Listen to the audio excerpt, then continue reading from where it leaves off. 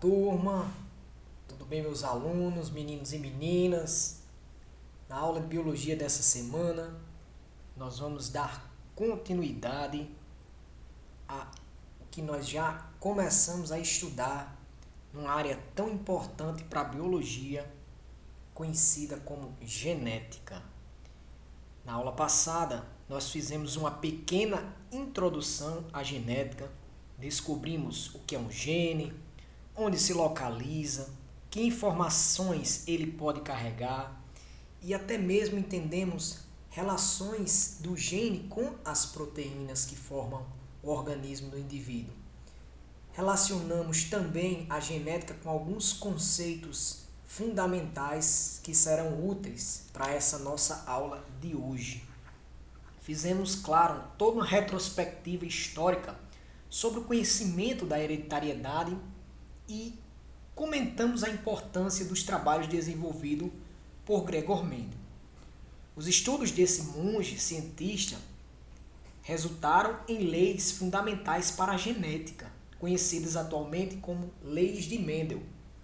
O sucesso do trabalho dele pode ser atribuído principalmente a dois motivos: o material biológico escolhido e o método empregado na organização das experimentações, associado à aplicação da estatística no tratamento de dados, um pouquinho de matemática, de probabilidade para a gente entender certas coisas.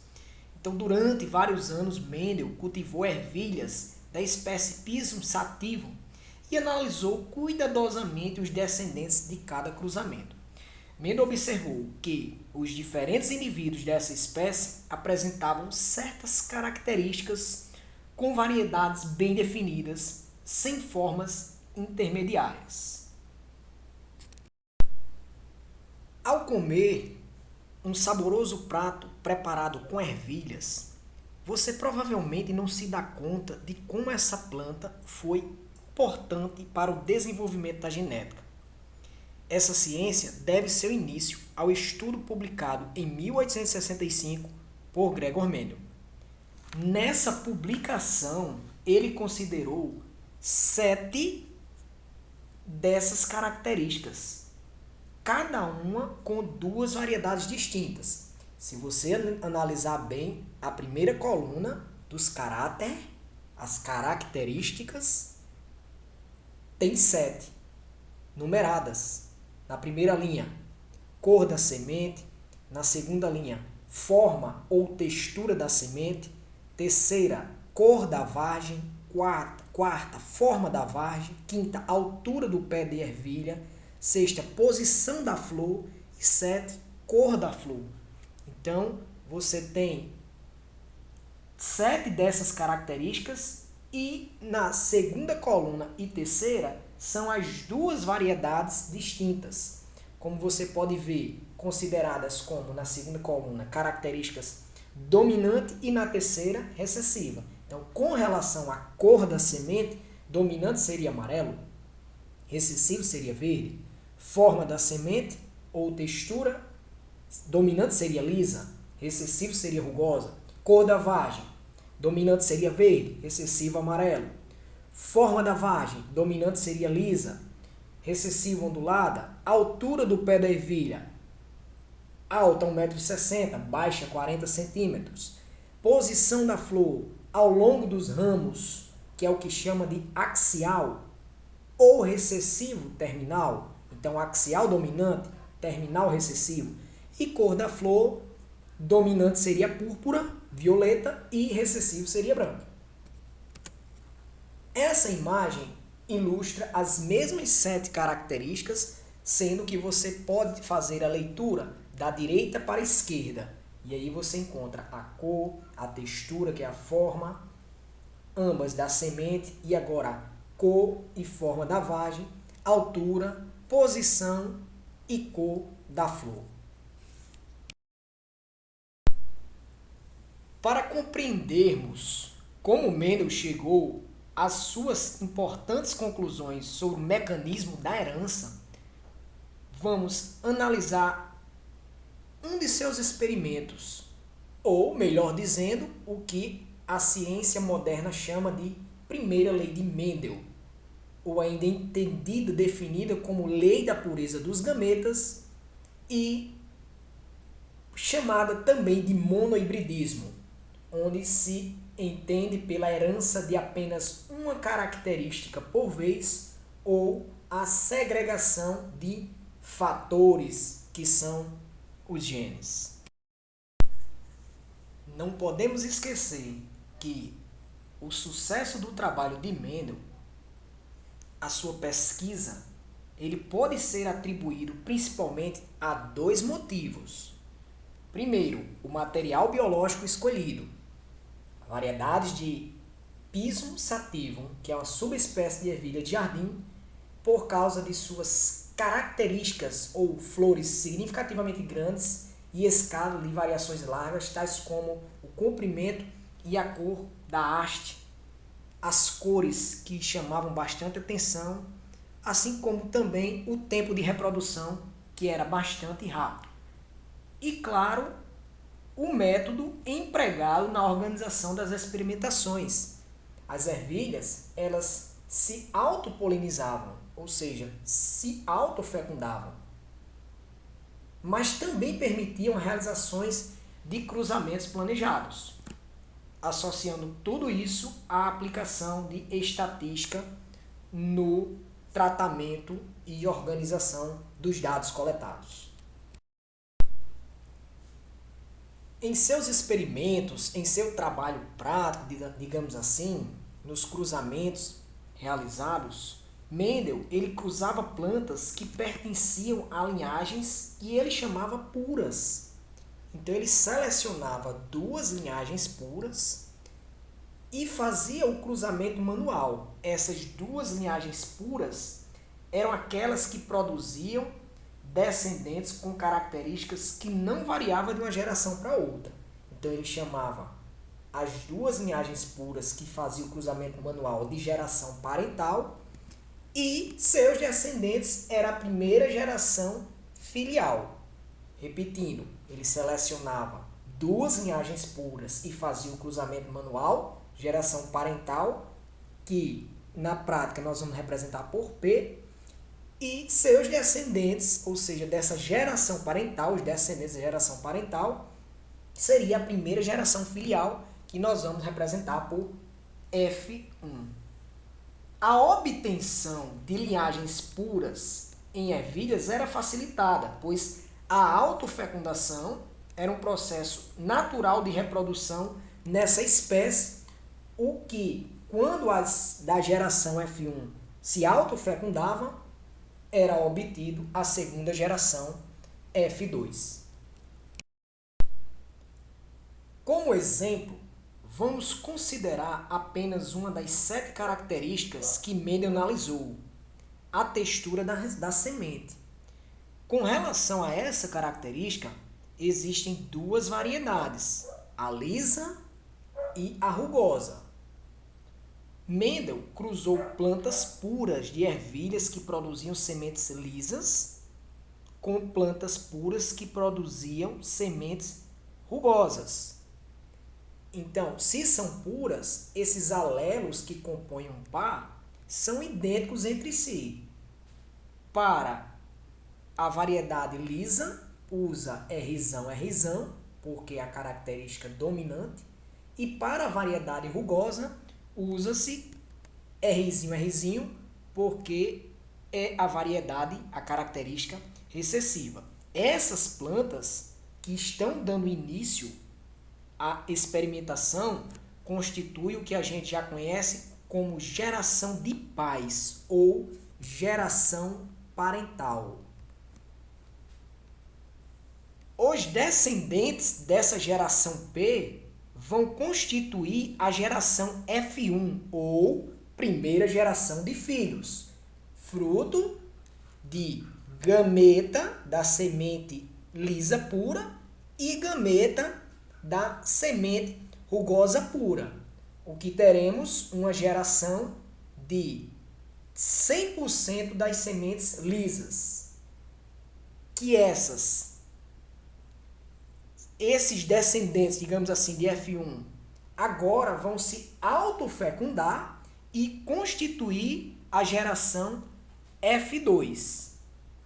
Mendel observou que na geração F1, desse cruzamento, todos os indivíduos produziram sementes lisas, ou seja, a variedade rugosa não aparecia em F1. Agora, quando a gente fizer a autofecundação dessas plantas de F1, vamos poder analisar os descendentes e ver que vai aparecer a linhagem das rugosas. Então, ele pôde perceber, constatar que em F2, cerca de 75% das sementes produzidas vão ser lisas e 25% das rugosas, o que dará uma proporção genotípica de 3:1. Ou, fenotipicamente falando, 3 das 4 gerações serão lisas e uma das 4 gerações serão rugosas. Veja como acontece uma forma de você fazer esse cruzamento. Então, eu tenho pares de alelos apenas R, que agora eu vou autopolinizar. O que seria essa autopolinização? Eu pego o primeiro par de alelo, que corresponde ao gameta R, e vou cruzar com outro par de alelo que corresponde ao R, subentendendo que todos os pares da geração F1, todos os filhos da geração S1 têm esse mesmo par de alelo que foi fruto da geração parental. Então, eu faço o cruzamento de R com R, R com Rzinho, Rzinho, Rzinho com Rzinho, porque a letra maiúscula nos mostra uma característica dominante, então fica na frente. E por fim, Rzinho com Rzinho, Rzinho.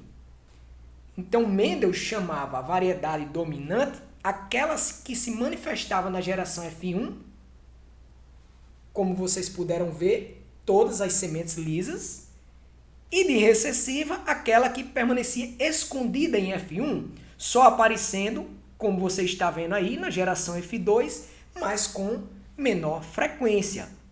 Então, para todos os caracteres que estudou, Mendel obtinha sempre em F2 a proporção aproximada de 3:1 entre as variedades dominantes e recessivas, respectivamente, o que a gente pode entender em números obtidos na geração F2, cerca de 5.474 seriam lisas e 1.850 rugosas, o que daria uma estatística do genótipo de proporção genotípica 3:1, ou uma das 4 Rzão, o que esses alelos dominantes correspondem a liso, 2 das 4 Rzinho, o que esses alelos em heterozigose correspondem a liso, já que o R maiúsculo inibe o R minúsculo da característica recessiva, e 1 das 4 Rzinho, a característica apenas recessiva. E uma proporção fenotípica, 3 das 4 podemos perceber que são lisas, 75%. E uma das 4 podemos perceber que são rugosas, em 25%. Perceba que a ordem dos fatores mendelianos não irá alterar no produto. Neste segundo experimento, que trata das mesmas características, a forma ou a textura da semente analisadas por Mendel, eu estou trabalhando primeiro com as rugosas e segundo com as lisas na geração parental, o que nos dará gametas para sementes rugosas, Rzinho, e gametas para sementes lisas, Rzão, o que nos dará a mesma geração F1, Rzinho, ou seja, 100% lisas, que nós teremos uma autofecundação de Rzão com Rzinho da mesma forma. Agora, para facilitar a nossa ideia, nós podemos usar, para representar a geração F2, nesse esquema de experimento de Mendel, o quadro de Punnett, onde na linha superior eu vou trabalhar com os gametas produzidos pela mãe, Rzão, Rzinho, e na coluna, digamos, da esquerda, eu vou trabalhar com os gametas produzidos pelo pai. E aí, o que eu chamo de quadro de Punnett é fazer a mesma multiplicação. Rzão, Rzão, Rzão, Rzão, Rzão, Rzinho, Rzão, Rzinho, Rzinho, Rzão, Rzão, Rzinho, e Rzinho, Rzinho, Rzinho, Rzinho. As explicações de Mendel para a herança dos 7 caracteres de ervilha, confirmadas por outros pesquisadores também, deram origem à primeira lei de Mendel, que também é conhecida como princípio da segregação dos fatores, princípio da pureza dos gametas, lei da disjunção ou lei fundamental da genética. Na primeira lei de Mendel, é considerada a herança de apenas uma característica por vez, falando-se por essa razão em monohibridismo. Então, no enunciado pode ser apresentado assim: cada caráter é determinado por um par de fatores que se separam na formação dos gametas, indo apenas um dos fatores do par para cada gameta, que é, portanto, puro. Mendel também fez experimentos, cruzamentos, com plantas puras de ervilhas que produziam sementes amarelas. Com plantas puras que produziam sementes amarelas. Então, nós temos a característica cor da semente, ambas amarelas. Essas plantas que deram origem ao início da experimentação, como a gente já conhece, constituem a geração de pais, ou geração parental, que tem como alelos, como é uma característica dominante na população das ervilhas, o genótipo azão para ambas as sementes, que terão como gametas o azão, o A, sucessivamente o outro azão, um único A, porque são gametas, como o enunciado da lei diz. Cada caráter é determinado por um par de fatores que se separam na formação de gametas, indo apenas um dos fatores do par para cada gameta, que é chamado de puro. Então, nesse cruzamento de gametas azão, teremos em F1 uma geração 100% amarela.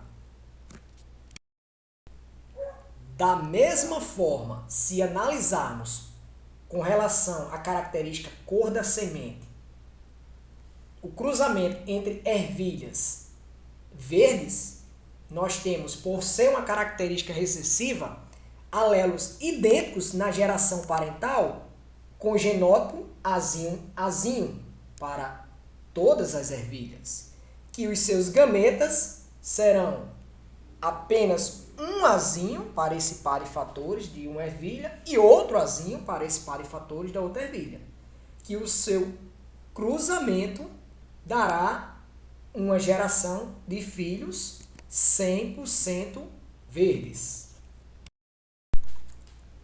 Mostrando mais um dos experimentos de Mendel com relação à cor da semente, sendo que agora trabalhando com amarelas cruzando com ervilhas verdes, onde as amarelas representam na sua geração parental o genótipo azão e as verdes azinho, terei, portanto, gametas para as amarelas azão, gametas para verde azinho, que esse cruzamento dará uma geração de 100% amarelas, com o genótipo azinho.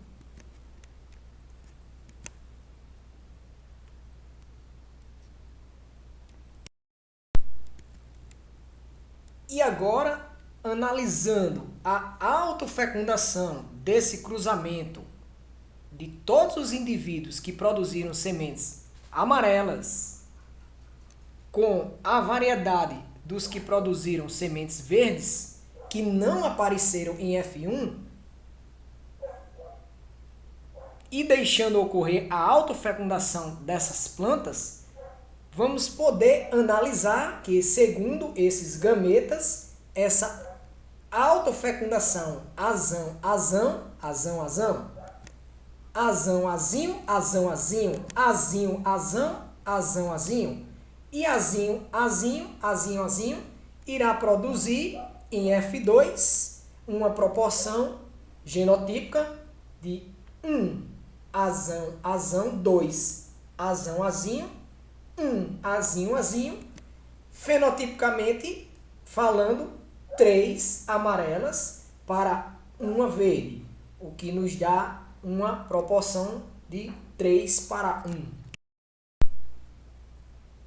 Considerando a relevância entre a teoria e a prática, nós temos alguns pontos a estabelecer. Primeiro, as características hereditárias seriam transmitidas por unidades ou fatores que passariam inalterados de uma geração para outra. Foi o que você pôde perceber nas características da geração parental, que passariam inalterados para a geração filial 1, ou seja, da geração de pais para os filhos. Segundo, cada característica seria determinada por um par de fatores. Então você pode ver que quando eu estava falando de forma ou textura da semente, se era lisa, como dominante eu apresentava o par Rzão, Rzão. Se era rugoso, Rzinho, Rzinho. Já quando eu falei da característica cor da semente, para amarelo eu apresentei azão, azão, para verde, azinho, azinho. Terceiro, cada célula reprodutora transportaria apenas um fator de cada par, e cada um dos pais contribuiriam com um dos fatores hereditários.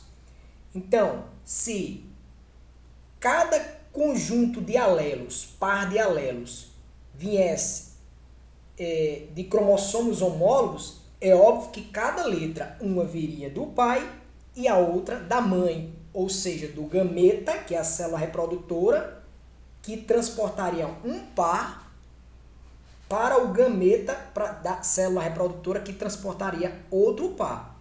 E cada um dos pais, ou seja, pai e mãe, contribuiriam com apenas uma letra desse par, que seria o que a gente chama de fatores hereditários. E quarto, os dois fatores de um par poderiam manifestar diferentemente, um sendo dominante, se fossem letras idênticas maiúsculas, capaz de mascarar a expressão do outro, se viesse com letras maiúsculas e minúsculas, denominado também recessivo, se viesse apenas com letras minúsculas, o qual só manifesta quando em dose dupla.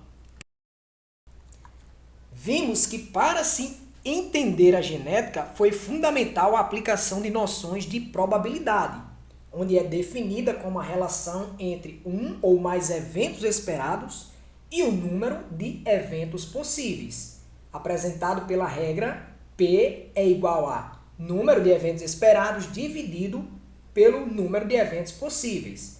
Como sabemos que a equação matemática, que é o inverso da divisão, é a multiplicação, nessa primeira lei, na herança de apenas um caráter por vez, nós trabalhamos a regra do E, onde vimos a probabilidade de dois ou mais eventos independentes ocorrerem simultaneamente, sendo igual ao produto das probabilidades, ou seja, a multiplicação das probabilidades de ocorrerem separadamente, onde a gente viu a herança de apenas um caráter por vez. Mais adiante, na segunda lei de Meno, teremos a oportunidade de entender a regra do OU. Veremos a probabilidade de dois ou mais eventos mutuamente, ou seja, simultaneamente exclusivos ocorrerem, sendo igual à soma das probabilidades de ocorrerem separadamente. Na teoria da probabilidade em genética, você acaba achando que não está conseguindo entender. Mas quando você vai para a prática que diz qual é a probabilidade, ou substitua a palavra probabilidade por possibilidade e leia qual é a possibilidade de um indivíduo homozigoto dominante formar um gameta vezão, você vai entender 100%. Se ele é indivíduo homozigótico dominante, então ele é vezão. Então ele tem 100% de chance de ter gameta vezão. Ou ainda um indivíduo heterozigoto dominante formar um gameta vezão. Se você sabe que ele é heterozigoto dominante, então ele é vezão-vezinho, então ele tem 50% de chance de formar um gameta vezão. A primeira lei de Mendel nos fez entender a seguinte regra: sempre que eu cruzo um indivíduo homozigótico dominante com um homozigótico recessivo de alelos puros, eu sempre terei em F1 100% das sementes dominantes e em F2 uma proporção de 3 para 1, onde 3 serão puras dominantes e uma será pura recessiva. Isso é o que eu chamo de monohibridismo com dominância. A primeira lei de Mendel também nos fez entender que sempre que cruzarmos indivíduos dominantes com indivíduos recessivos, porém esses dominantes com gametas em heterozigose e os recessivos em homozigose, teremos uma proporção fenotípica de 50% de cada, ou uma proporção genotípica em F2 de 2 para 2. Podemos representar graficamente a herança de uma ou mais características genéticas em uma família por meio de heredogramas ou genealogias. Mas o que é um heredograma? Também chamado de pedigree ou genealogia, representa as relações de parentesco entre os indivíduos dessa família. Então ele representa o padrão de certa herança em uma família. Por meio desses símbolos, nós podemos esquematizar as representações que vão sendo passadas de uma geração para outra a partir desses símbolos e também numerando em algarismo romano para representar essas gerações. Então, quando você vir, por exemplo, o símbolo quadrado é um homem normal, esse mesmo símbolo pintado é um homem afetado, um círculo, mulher normal, o círculo pintado, mulher afetada, sexo indefinido, nem quadrado nem redondo, losango, casamento, você tem aí o tracinho entre o homem, o símbolo do homem, que é o quadrado, ligando para o círculo, que é o símbolo da mulher.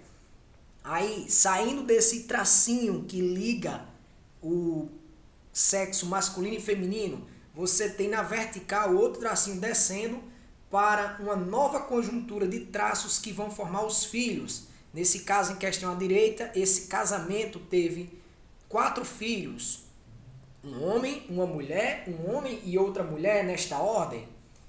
Podemos encontrar o símbolo para gêmeos verdadeiros. E aí você tem gêmeos masculinos e femininos, que são aqueles chamados univitelinos ou idênticos. Né? E também temos o símbolo para gêmeos falsos, que você não vê o tracinho de ligação embaixo formando o triângulo, apenas o de cima, né, formando a ápice, a ponta. O que é que ele chama de gêmeos falsos ou dizigóticos? São gêmeos bivitelinos, são da mesma placenta, nascem no mesmo dia, porém não são idênticos. Vamos entender como é que pode ficar um heredograma, que seria os símbolos que representam os graus de parentesco, digamos assim, de uma família, nesse exemplo em questão. Um homem normal, cujo pai era afetado e a mãe era normal, casa-se com uma mulher normal, cujos pais também eram normais. Esse casal tem 6 filhos, 2 mulheres e um homem afetado, uma mulher normal, um homem, uma mulher afetados nessa ordem. Então, nós sabemos que para o homem nós temos o símbolo quadrado e para a mulher redondo. Então, nós montaremos o seguinte heredograma. Então, esse homem normal, cujo pai é afetado e a mãe era normal, ele casou-se com a mulher normal. Se você olhar aí no algarismo romano 2 aí, ó, o homem que casou com a mulher normal, que os pais dela também são normais, pulando para o algarismo romano 1, que é onde representa as gerações. Agora, olhando para o casal do algarismo 2, não é da primeira geração, não, é da segunda, porque esse homem normal que casou com essa mulher normal já é a segunda geração. Esse casal tem 6 filhos. Olha aí a terceira geração. 2 mulheres e um homem afetados, uma mulher normal, um homem e uma mulher afetados nessa ordem. É assim que representamos os graus de parentesco ou uma característica, digamos, a afetada que apareceu na primeira geração, ó, a geração dos pais do pai, e agora apareceu como dominante nos filhos. Ficou de forma recessiva, inibida na geração 2, porém apareceu com uma dominância completa aí na geração de filhos. Vou apresentar agora os prováveis tipos de herança que podemos encontrar mais corriqueiramente. Nesse heredograma você tem uma herança autossômica recessiva, ou seja, ela atinge homens e mulheres na mesma proporção. Você pode ver aí, ó, que na primeira geração ninguém foi afetado, na segunda apenas uma mulher, já na terceira apenas um homem. Nesse outro heredograma você tem uma autossômica dominante. Nesse tipo de herança, possivelmente todos os progenitores serão afetados, como você pode ver aí, ó, na primeira geração o pai era afetado, só apenas um filho não foi, então você tem aí a possibilidade de todos os filhos, né, serem afetados, nesse caso aí a maioria, 90%, né, e na outra geração, ó, todos foram afetados, na terceira geração. Mais um tipo de heredograma para o ligado ao Y, ou também chamada de herança holândrica, herança restrita apenas a um sexo, que nesse caso aí está restrita a todos os descendentes do sexo masculino. Mais um tipo de herança é a chamada ligada ao X recessiva. Nessa herança, também ligada ao sexo, exclusivamente aos genes X. No caso aí, ó, ele ligou apenas aos homens também, ó, das duas gerações. E por fim, ligada ao X dominante. Essa dominante ligada ao X ou ao sexo, pois todos os filhos de homens afetados vão apresentar a doença. No caso aí, o homem e o pai afetado, ó, as filhas apresentam a doença, os filhos não. Apenas as filhas apresentam a doença. Segundo o pensamento genético, quero apresentar para vocês como se dá a determinação do sexo na espécie humana. Primeiro, a espécie humana ela apresenta 23 pares, e são 46 cromossomos, então eles estão aos pares, 23 pares de cromossomos. 22 são chamados de autossomos, não tem relação direta com a determinação do sexo. Um par apenas, que é o chamado de alossomos, grava esse nome, que é o XY no homem e o XX na mulher, são os cromossomos sexuais. Então, eu posso ter o par chamado de alossomo XY. Já a mulher terá o par chamado de alossomo XX. Segundo, a mulher apresenta 2 alossomos XX e é chamada de sexo homogamético. Sexo, quando você vê esse termo, sexo homogamético, você lembra da mulher que apresenta os 2 alossomos XX que eu falei, pois seus gametas sempre terão cromossomo X, diferente do homem, que é XY. Então, é heterogamético, a mulher é homogamética. Terceiro, o homem apresenta, como eu falei, o XY, que é o heterogamético, pois seus gametas serão metade X e metade Y. E por fim, Na mulher, um dos cromossomos X em cada célula permanece inativo e se constitui na cromatina sexual, que é o que chama corpúsculo de Barr. O sexo da criança ele é definido no momento da fecundação, no momento da união dos zigotos. A gente tem aquela ideia de esperar alguns meses para saber o sexo, porém, para ver o órgão genital, se já aparece ali após o terceiro mês de gestação. Com o exame de sangue, nas primeiras semanas, é possível já detectar, fazendo todo o mapeamento genético dessa criança, no caso, desse embrião, digamos assim, é possível saber se o filho é filho ou se o filho é filha. É isso aí, meus alunos. Então chegamos ao fim de mais uma parte do assunto de genética, digamos assim. Ainda não encerrou, essa é uma segunda parte, ainda teremos um outro momento para falar mais sobre essa área bacana que a biologia vem descobrindo muitas coisas. E deu para a gente perceber que existem regras simples que explicam o funcionamento básico da herança de uma característica, não é isso? E que toda característica genética ela é hereditária e que, claro, tudo está seguindo as ideias da primeira lei de Mendel. Não é assim? Algumas características humanas que a gente acha que são hereditárias, que podem ser mencionadas para cada uma delas, são possíveis variedades que podem encontrar nas pessoas e a gente pode entender esse comportamento que é uma pessoa que é portadora de uma mutação gênica que é herdada de uma mãe, ela pode sim transmitir aos seus descendentes essa mutação e é para isso que serve o estudo da genética. Para conseguirmos entendermos, foi fundamental a aplicação de noções, apenas noções de probabilidade. Nós não vamos entrar nos detalhes práticos na matemática, são apenas noções, né?